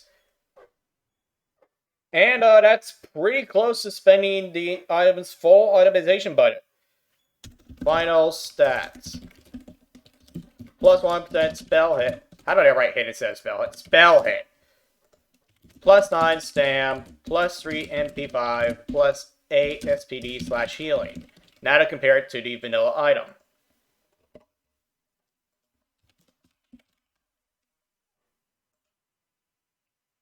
Oh, it's item level 54. I accidentally reduced its item level by 1. Because I went off of memory. Oh, well, I'm just going to have to make it be 1 item level higher, but you know what? The example is just supposed to be an example. I'll just throw this out, and I'm probably going to redo these stats completely later, because I still have to go through the list of items for that character level and make sure that there aren't any items that are almost the same as other items at that character level, of that item level. For the item level range, however the hell. Unless they're Alliance exclusive or Horde exclusive. In which case, I'm only going to make sure for other Alliance exclusive or Horde exclusive items. Anyway. I don't want there to be a case like,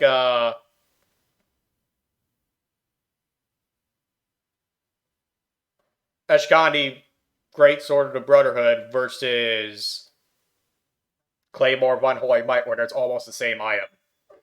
Basically. Do not want there to be any cases like that, like there was in vanilla. Anyways. That was a lot of stuff to go over for the itemization methodology document. Excuse me, for itemization formula document. Now, here's a method that I'll generally use to determine whether or not an item should be changed in the first place, and for what purpose it should be changed. This methodology will not necessarily refer to the next section, specific itemization changes. If an item is an item level 63 blue or item level 65 epic, check to see if spec A of the class that uses the same armor class means cloth plus arms plus mail plus plate, lacks suitable gearing options for that equipment slot and armor class where applicable. If the answer to number 1 is no, then check to see if the item number 2. If the answer to number 1 is no, then check to see if the item no longer serving the spec B that it did in the past would mean that the spec B has no more suitable gearing options for that slot for item level 63 blues or item level 65 epics. Number 3. If the answer to number 2 is no, then prepare to, if necessary, change the item so that it suits the aforementioned spec A instead of the aforementioned spec B according to sweeping itemization changes.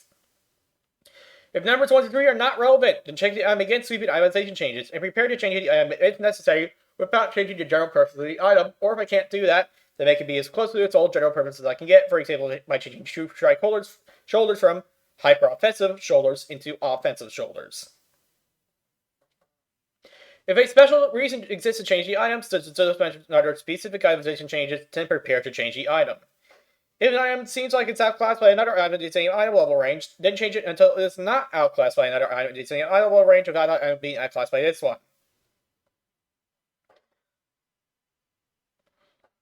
I'm not sure why I wrote that one. But I probably had a good reason for it when I did. I wrote that probably a few years ago.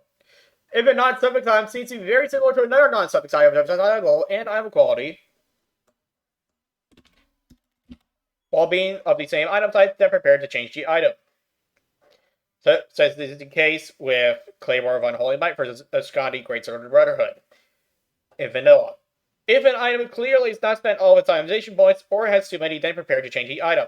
If this is the only reason to do so, however, then I'll probably just change how many of each stat the item has instead of changing which stats the item has. And I'll try to keep the ratios about the same as before, which I probably should be doing for Banthok Sash, and I didn't think about it. Yeah, I should have done that for Banthok Sash. I forgot about this rule. This is the method that I'll generally use to allocate an item's itemization points. This methodology will not necessarily refer to items that apply to section number 3.0.7, specific itemization changes, which will be the next video. Number 1. Determine if the item is part of a set or pseudo-set of items. A set proper includes Savage Gladiator's Chain for Blackrock Depths Arena, while a pseudo-set includes Frostweave Robe and Brigadine Pauldron, and the Brigadine armor from the mail vendors, etc. Not actual sets of items, but pseudo-sets, quasi-sets, things that are kind of like sets, except they don't have set bonuses.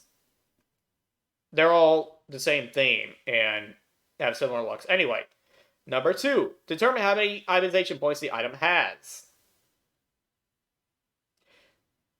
You know what?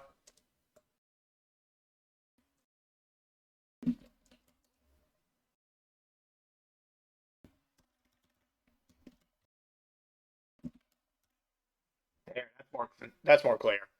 If the number 3, if the item is part of a set or pseudo-set of items, then skip step number 4 and itemize like another item in its set or pseudo-set if it would adhere to sweeping itemization changes. If it is not possible, then change the itemization of the entire set so that it adheres to sweeping itemization changes.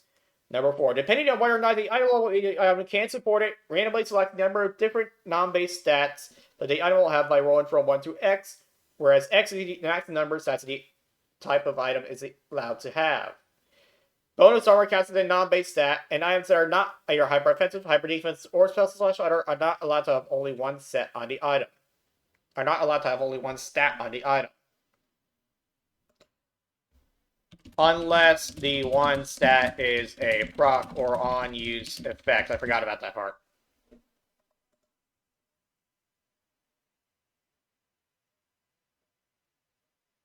What was I about to do?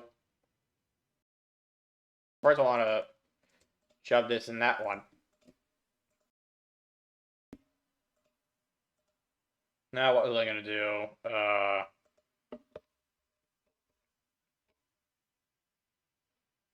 I'll slowly scroll through this in case you want to read it first, because it's kind of relevant to this video, but I don't feel like going over it.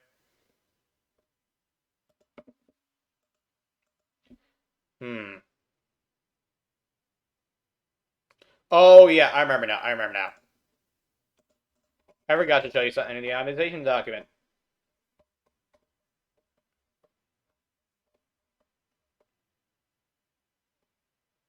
Green items will have 1, 2, 3 stats plus 2 for hybrids. Blue items will have 1 to 4 stats plus 2 for hybrids. Epic items will have Epic items will have 1 to 4 stats plus 2 for hybrids. Legendary items will have 5 stats plus 3 for hybrids. All items may, should a stat cost a large that costs a large amount of itemization points on the item per point be present, have its stat allocations be liberally modified after the arbitrarily modified, same thing. I prefer to say arbitrarily. At the itemization point budget per stat has been determined by pairing the big stat with a little stat like the big stat is offensive to big stat is offensive, or defensive to big stat is defensive. However, the total itemization budget of the item should still be within half a point of what it's supposed to be. You know, I forgot what this part right here means. However, regardless, the total itemization budget of the item must still be within half a point of what it's supposed to be, if possible.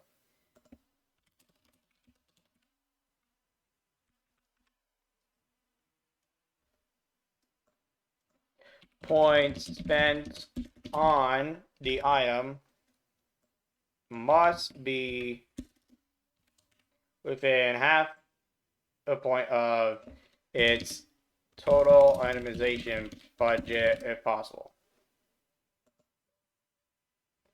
Range weapons are restricted to having 1 to 2 stats of green and 1 to 3 for other range weapons, and relics may only have 1 effect on them. They're special equipped effects. Trinkets may only have 1 effect of green, or 1 to 2 if it's for hybrids, 1 to 2 effects if blue, or 1 to 3 if it's for hybrids, or 1 to 2 effects if epic, or 1 to 4 if it's for hybrids. I already wrote this elsewhere. Some of that stuff anyway. I don't feel like going over the rest of that right now. Fuck. This is a long video already. You can just read the document if you want to know that much. By checking the link in my About page.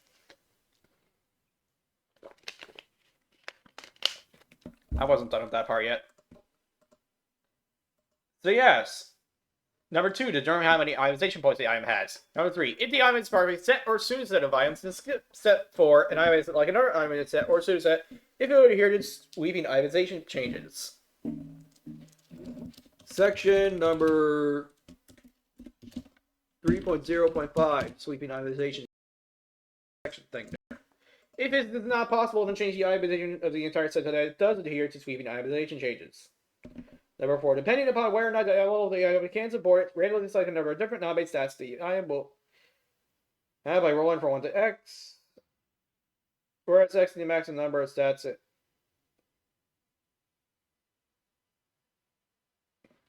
Whereas x is the maximum number of stats that type of item is allowed to have.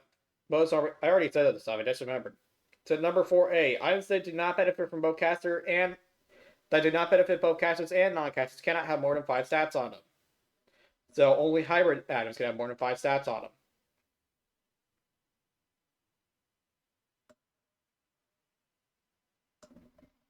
Actually, see the itemization document to see for Tarragor's reference. See the unposted parts of the itemization document to see how many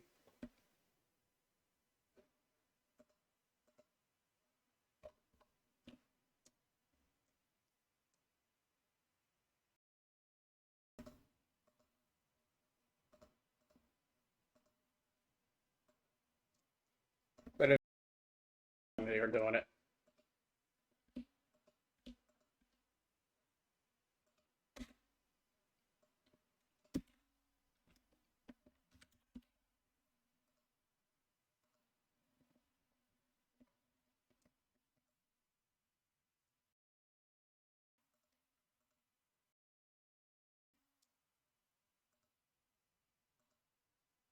Oh, fuck it.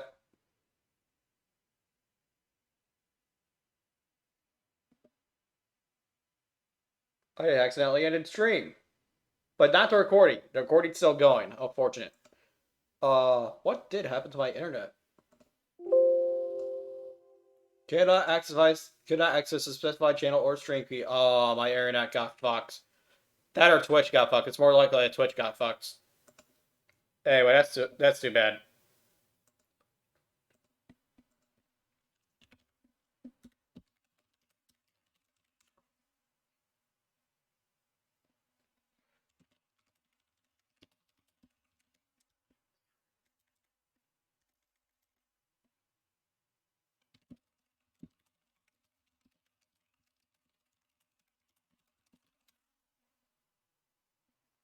Okay, back to the recording.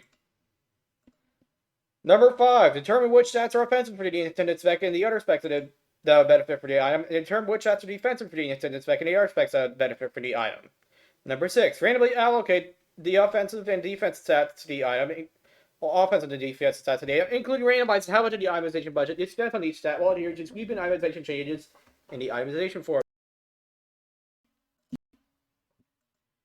Number 7. Compare the results thus far to other items within the time level range that could serve the same general purpose that I tried to explain before off the top of my head. If step number 6 of the other itemization methodology calls for this item to be re-itemized, we go back to step number 4 of this itemization methodology. Number 8. Can I stream again yet? Okay, good. The stream can finally restart now because Twitch stopped being shit. Anyway, back to the video. The recording. Number 8. If the item can be used for a different purpose, then by a different spec or of a different class or not, and would be significantly better at that purpose than an item that's designed for that purpose, then go back to step number 4 of the itemization methodology. Number 9, that is this step. Number 9, if the item, after comparing its name to what it does, goes against the thematics of the name, or its meaning thematic is necessitated and it's not thematic enough according to its name, then go back to step number 4. Number 10, if the item can play a significant factor in enabling spell cleave, such as cleave otherwise breaking the game, exploiting the game, whatever the hell, then go back to step number 4. For the above, these following stats generally count as offensive stats. Strength. Agility counts as half offensive, half defensive. It doesn't just give dodge chance, it also gives armor, and of course crit. Int counts as offensive for healers, by special exception. For non-healers, 12% event counts as offensive from spell crit. That's an average. That's an assumed average of how much spell crit each class gets from it on average. Well, actually, it's just close to the average. Anyway, attack power is offensive. Range attack power is offensive. If I pick this stat for itemization, roll 1 through 5. If I get 5, pick a different stat. This stat will only be picked for items that are intended to be worn by hunters. Attack power versus creature type. If I pick a stat for itemization, roll 1 through 20. If I get 2 through 20, pick a different stat. This will not be for the demon, strike against elementals and 16 voice already on the if the item is an level 61 plus green item, or not level 55 plus blue item, or not level 49 plus epic item, unless it is drinking from the Arch of Dawn. This will not be the only stat. Won't be the only stat on an item if the item is an item level 50 plus for greens, 46 plus for blues, or 40 plus for epics, unless it is a trinket for the item from the Arch of Dawn. Crit is offensive. Hit is offensive. If I pick a stat for itemization, roll 1 to 2. If I get 2, I'll pick a different stat.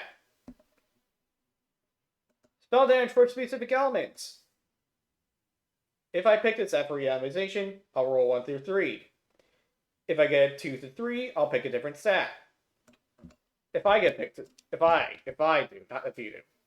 Spell damage versus X is an offensive stat. If I pick it for itemization, I'll roll 1 through 20. If I get 2 through 20, I'll pick a different stat. If I get 2 through 20, this will not be versus demons. This will not be versus Yada, etc., just like attack power versus X. Spell damage / healing is an offensive stat. Healing is an offensive stat by special exception.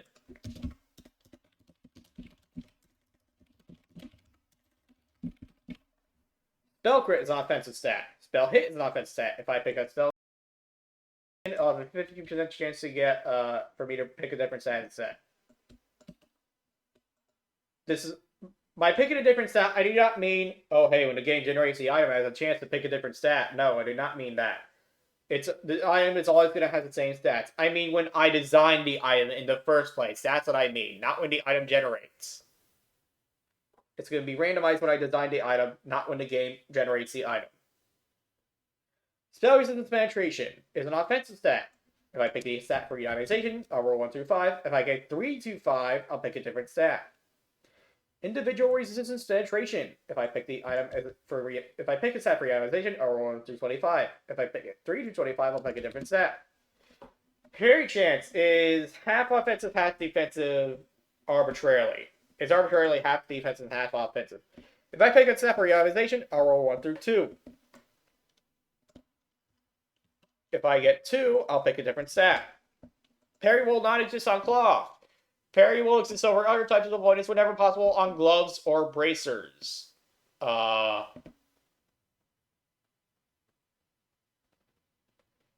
Actually, if I recall correctly, it can't exist on bracers anymore, so because parry's just too expensive for bracers now. It used to be cheaper because I didn't know quite as much about what I was doing with itemization formulae. There are also some, and of course some special effects are also offensive stats. The following stats will generally count as defensive stats. Agility, again half offensive, half defensive. Sam, Int, counts as offensive. Int, exceptions I mentioned before. Spirit, which counts as offensive for healers by special exception.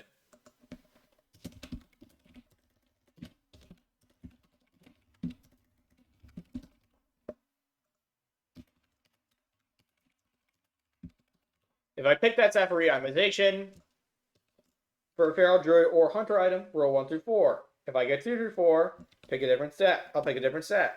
If I pick that stat for itemization items for warriors, paladins, shamans, or rogues, then roll 1 through 8.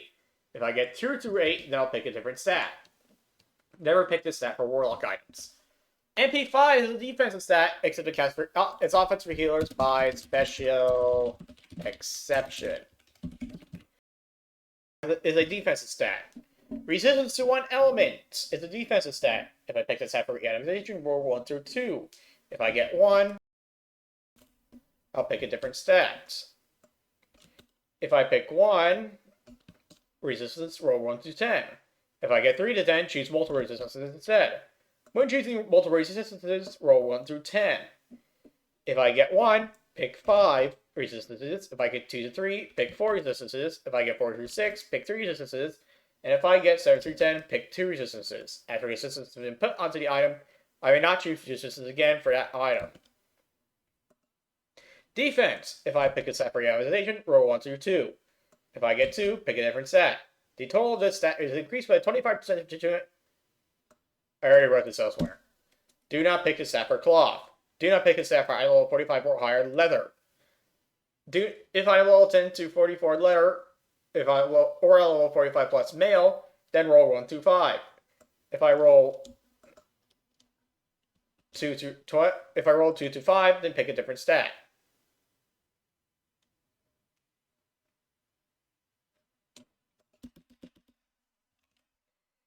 Block chance. It's a defense stat. If I pick a stat for itemization, roll 1 through 2.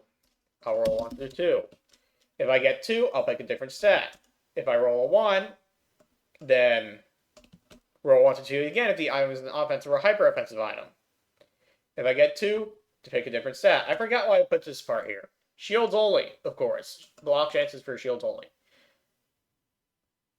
Well, no, not of course. Block chances for shields only. Lest a voidant stacking get out of hand from equipment get out of hand. Block chance must be the stat with the least budget on the item if the item does not have an even stat split. Less avoidance get out of hand, potentially. Dodge chance. If I pick a stat for itemization, roll 1 through 2. I will roll 1 through 2. If I pick 2, I'll pick a different stat. Parry chance. Again, half offensive, half defensive. If I pick this stat for itemization, I'll roll 1 through 2. If I get a 2, I'll pick a different stat. Do not pick a stat for claw because it's already like avoidance and puzzle on gloves. Not braces anymore, like I said before. And some special effects are also defense stats. So as a result of this methodology, you'll be seeing a lot more items, spells, managed plus healing, HP 5 resistances, and spell resistance penetrations on than before. Oh, man, that's a lot of stuff. So yeah, as you can see from this video, I have a long way to go before I finish this design doc, before I finish Theory Crafting Out World of Warcraft Classic Plus. A long, long way to go. I've come very far in 5 years, but there's just so much way to go. All right, thanks for watching, and see you later. Woo.